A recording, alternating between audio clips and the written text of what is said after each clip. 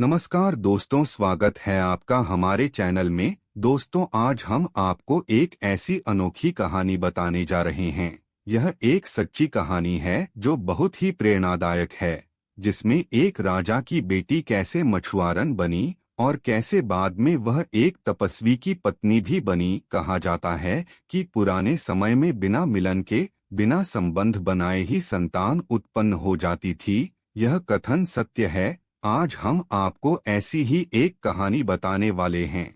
तो दोस्तों, चलिए बिना देरी किए वीडियो प्रारंभ करते हैं। इससे पहले कि आपने हमारे चैनल को लाइक और सब्सक्राइब नहीं किए होंगे तो प्लीज कर दीजिएगा।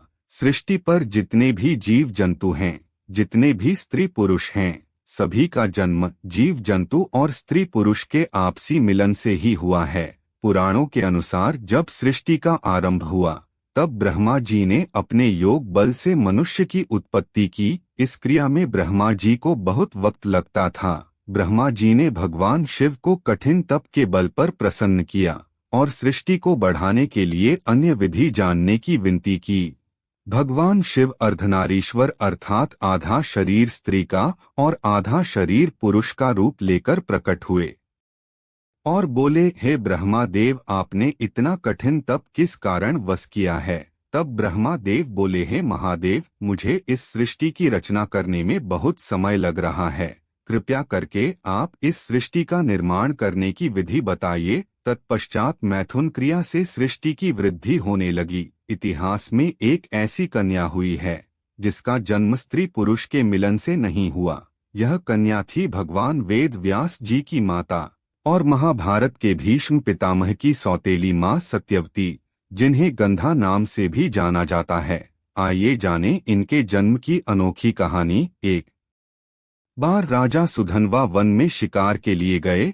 राजा के जाने के बाद उनकी पत्नी रानी रजस्वला के मन में गर्भधारण करने की इच्छा जागृत हुई। तब उन्होंने एक शिकारी पक्षी के माध्यम से राजा के पास संदेश भेजा, जिसमें उन्होंने अपनी इच्छा जाहिर करी। राजा ने संदेश को पढ़कर उस पक्षी को एक पात्र में अपना वीर्य निकाल कर दिया और कहा, इसे रानी को दे देना।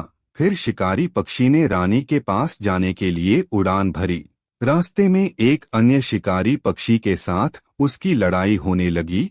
इसी बीच वीर्य का पात्र यमुना नदी में गिर गया। यमुना में ब्रह्मा जी के श्राप से एक श्रापित अप्सरा मछली रूप में रह रही थी। वीर्य का पात्र उसने ग्रहण कर लिया और वह गर्भवती हो गई। गर्भकाल का समय जब पूरा होने वाला था, तभी एक मछुआरे के जाल में वह मछली फंस गई। इतनी बड़ी मछली को देखकर सभी मछुआरे बहुत हैरान हुए और इसे उसी राजा सुधनवा के दरबार में ले गए।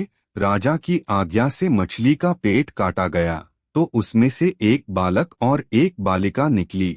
बालिका के शरीर से मछली की गंध आ रही थी। राजा ने उसे मछुआरे को दे दिया और यह बालिका मत्स्यगंधा कहलाई। बालक को राजा ने रख लिया।